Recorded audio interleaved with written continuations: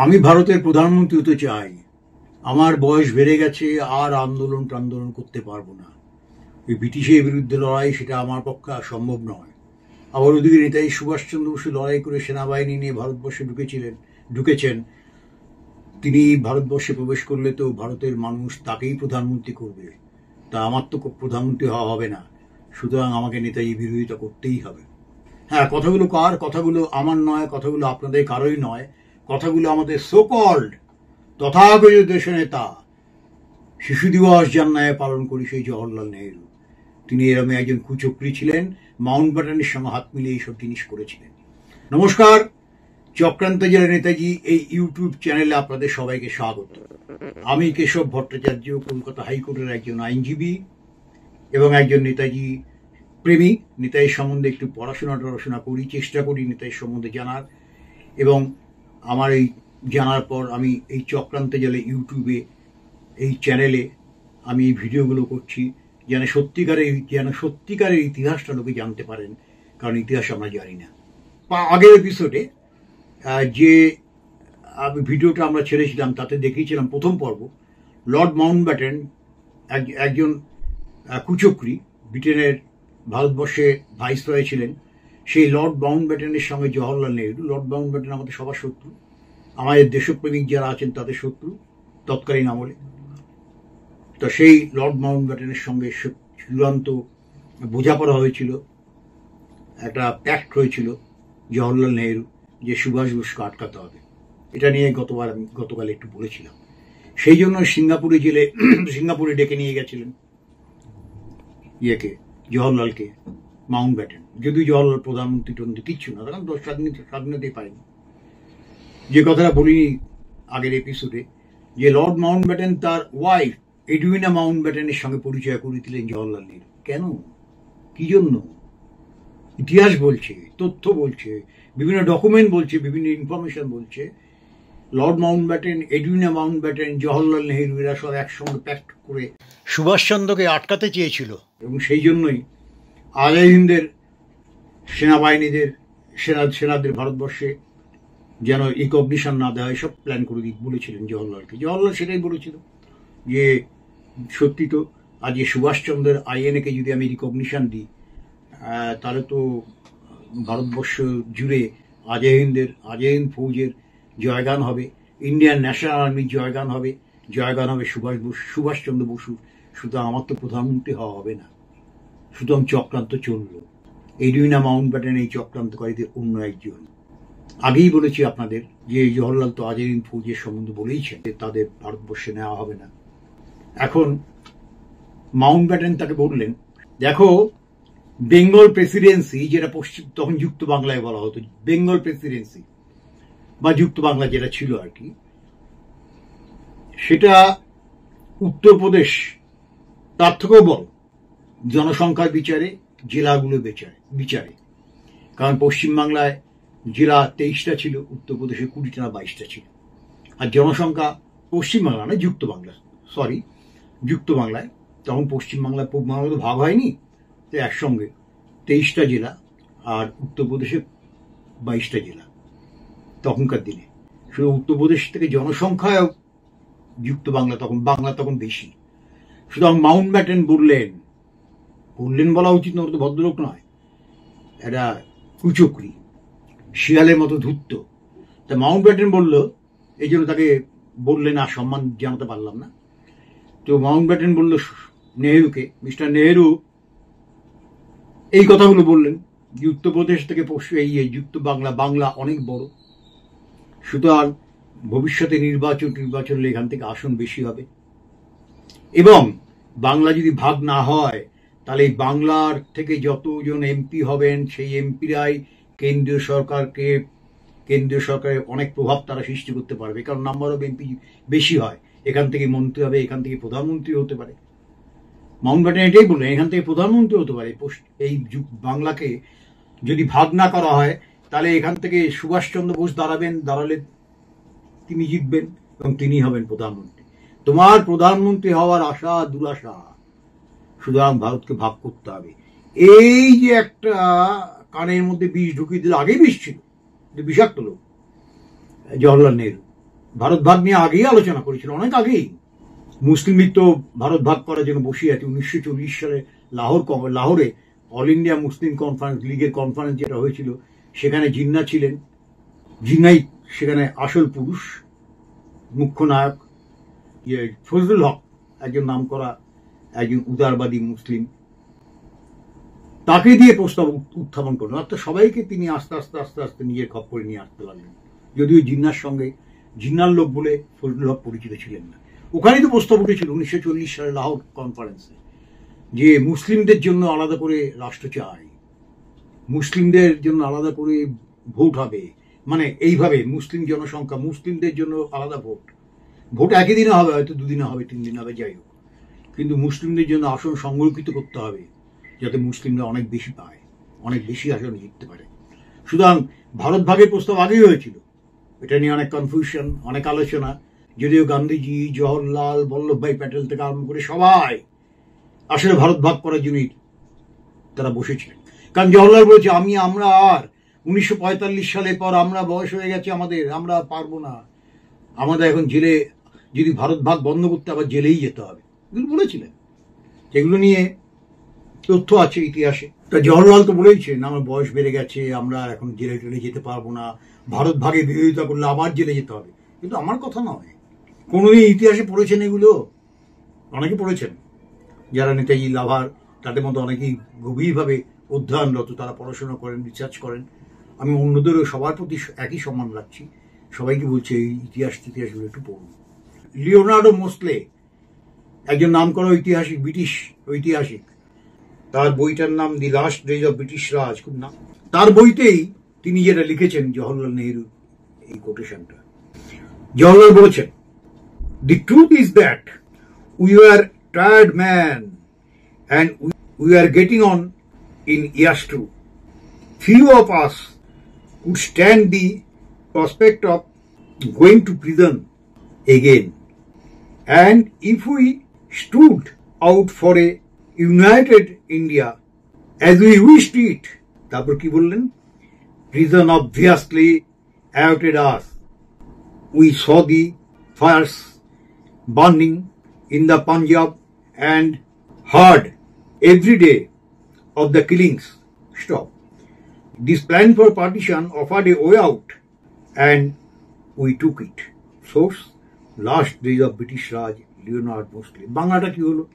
একই সঙ্গে বাংলাটাও বলে দেওয়া দরকার। জওহরলাল বলছেন, যেটা সত্যি কথা তা হলো, আমরা ক্লান্ত হয়ে পড়েছিলাম। শুনুন, আমরা ক্লান্ত হয়ে পড়েছিলাম। কি লড়াই করেছে এই ব্রিটিশের স্থাপকতা করে, ফুটলিকার অ্যান্ড বুটলিকার অফ ব্রিটিশ ইম্পেরিয়ালিজম, কি লড়াই করেছে। একটি লাঠির বাড়ি কোনোদিন খায়নি। কিসের আন্দোলন? তা সত্ত্বেও বলছে আমরা ক্লান্ত হয়ে পড়েছিলাম। জেলখানা তো তার রেস্ট হাউস, তো গেস্ট হাউস, কি খেতেন এগুলো পরে বলবো। আমরা ক্লান্ত হয়ে পড়েছিলাম এবং আমাদের বয়সও বাড়ছিল। খুব ভালো। তারপর কি বললেন? আমাদের মধ্যে খুব কম সংখ্যাই ছিল যারা আবার জেলে যাওয়ার ধাক্কা সামলাতে পারত। খুব কম সংখ্যায় ছিল যারা আবার জেলে যাওয়ার ধাক্কা সামলাতে পারত। এবং আমরা যদি একটি অখণ্ড ভারতের কথাই বলতাম, আবার বলি, যদি আমরা একটু অখণ্ড ভারতের কথা বলতাম, তাহলে কারাগার আমাদের জন্য অপেক্ষা করে থাকতো।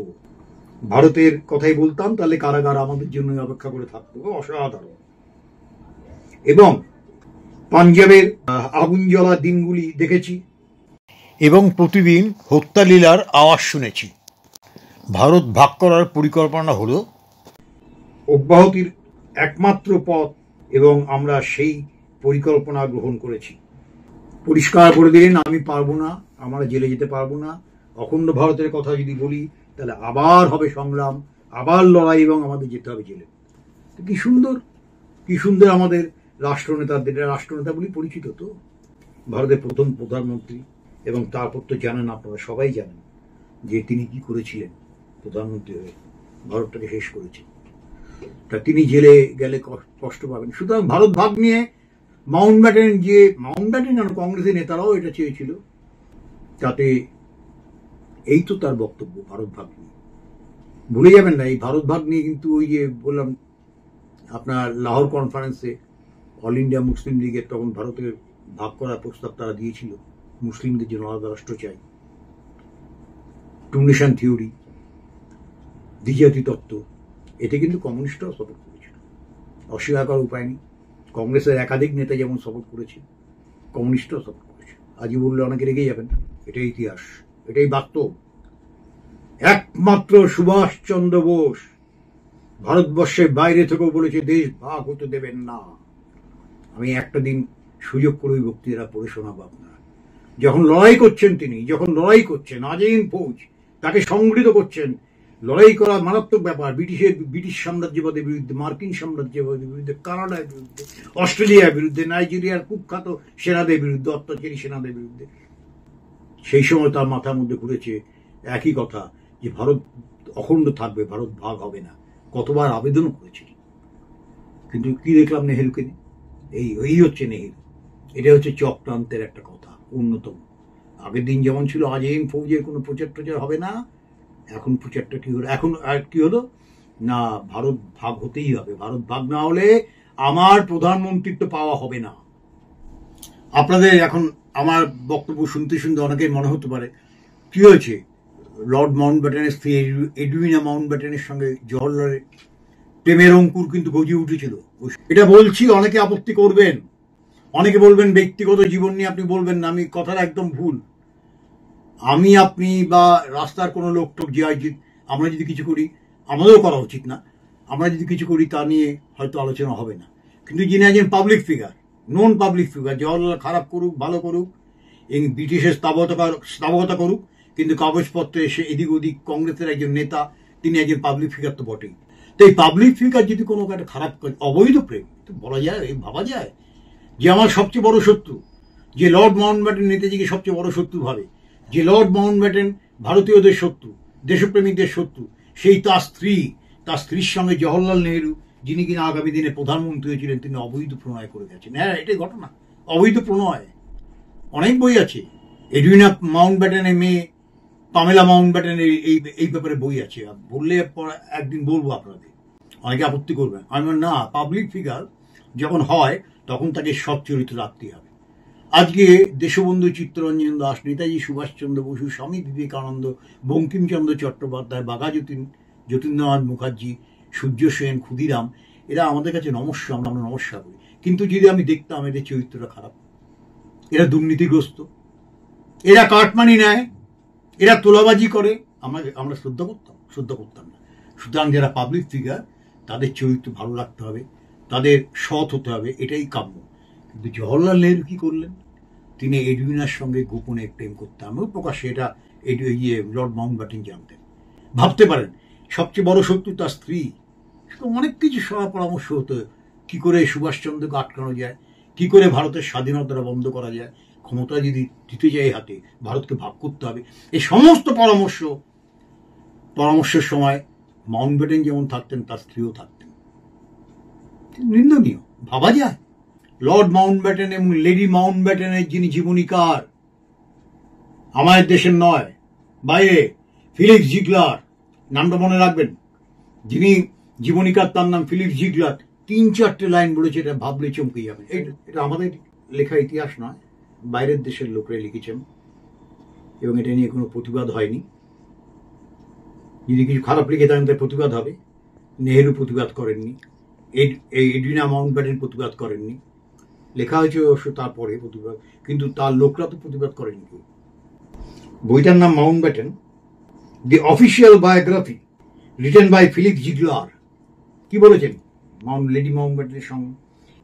His wife was an invaluable ally, both through the reputation she won in the world of health and welfare, of which she had made herself the queen, and through the rapport which she established with the Indian leaders, and still more their wives.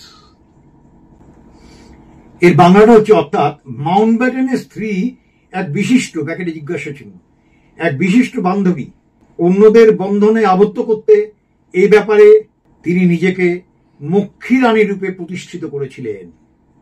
শুনে রাখুন, তিনি নিজেকে অন্যদের বন্ধনে আবদ্ধ করতে তিনি মক্ষী রানী রূপে নিজেকে প্রতিষ্ঠিত করেছিলেন। সেই জন্য লিলিয়ে দিয়েছে জওহরলালের কাছে। তিনি ভারতীয় নেতাদের এবং বিশেষত তাদের স্ত্রীদের সাথে গভীর সম্বন্ধ স্থাপন করেছিলেন। এটা হচ্ছে ফিলিপ জিগলার, একজন নামকরা লেখক, তার লেখা বই মাউন্টব্যাটেনের সম্বন্ধে। তার এই সম্বন্ধে তা কোথায় আছি আমরা, কার সঙ্গে সম্বন্ধ করছি, কার সঙ্গে বন্ধুত্ব করছি? আমাদের সবচেয়ে বড় শত্রু যে সেই ব্রিটিশ সাম্রাজ্যবাদের প্রতিভু, কি নাম? লর্ড মাউন্টব্যাটেন, তার স্ত্রীর সঙ্গে। অপূর্ব, আমি আবার বলছি অপূর্ব এই জিনিস চলেছে। এবং এই কারণেই ভারতবর্ষে এত রকম নেহরু চক্রান্ত। একটা নেহরু, নেতাজি ধনসম্পদ আজেন, ফৌজের ধনসম্পদ আজেন, সরকারের ধনসম্পদ লুট করেছেন থেকে আরম্ভ করে সমস্ত জায়গায় নেতাজির সবকিছু কাটাউট ফটাউট সরিয়ে দিয়েছেন, কোনো ছবি দেওয়া যাবে না। এইটা নিয়ে আরো 2-3টে অনেক এক্সাম্পল আছে। আজই আপাতত আমি এখানে শেষ করছি। পরে আবার এটাই কন্টিনিউ করবে। এটা পর্ব 2, পর্ব 3ও এটাই বলবো। আপনারা দেখবেন। আপনাদের সবাইকে অনুরোধ করছি এই ইউটিউব চ্যানেলটা সাবস্ক্রাইব করবেন, কারণ সাবস্ক্রাইব করলে আরো অনেক লোকের কাছে পৌঁছে যাবে। তাতে আমার কি লাভ হবে আমি জানি না, কিন্তু লাভটা হবে মানুষের। মানুষ জানতে পারবে ইতিহাস। যতটুকু জানি একটু একটু করে সোশ্যাল মিডিয়ার মাধ্যমে লোকে জানুক বিকৃত ইতিহাস। জওহরলালকে আমরা কি চরিত্রবান জানতাম, কি চরিত্রবান। তার আবার জন্মদিনে শিশু দিবস, একটা ছেলে বা একটা বাচ্চা মেয়ে যদি তার বাবাকে বলে, বাবা জওহরলাল কিরম ছিলেন মানুষ, বাবা যদি জেনেও থাকেন বলতে পারবেন তার বাচ্চাটাকে? জওহরলাল তিনি দুশ্চরিত্র ছিলেন, তিনি চোর ছিলেন, নেতাজি ভান্ডারের অর্থ সম্পদ লুট করেছিলেন, বলতে পারবো? তার জন্মদিন এখনো শিশু দিবস। বাতিল করতে হবে। আজও কালো সবাইকে দাবি তুলতে হবে কেন্দ্রীয় সরকারের কাছে, জওহরলাল নেহরুর জন্মদিন শিশু দিবস হবে না। এগুলো করতে হবে। আমি আগামী দিনে আরো জওহরলালের কুকীর্তির, মাউন্টব্যাটেনের সঙ্গে কি চক্রান্ত করেছিল বলবো। আপনাদের সবাইকে বলবো আমি ভিডিওটা সাবস্ক্রাইব করবেন আর কমেন্ট করবেন, আর যদি ভালো লাগে লাইক করবেন আর শেয়ার করবেন। ভালো থাকবেন সবাই। নমস্কার। জয় হিন্দ। নেতাজি সুভাষ বসু জিন্দাবাদ।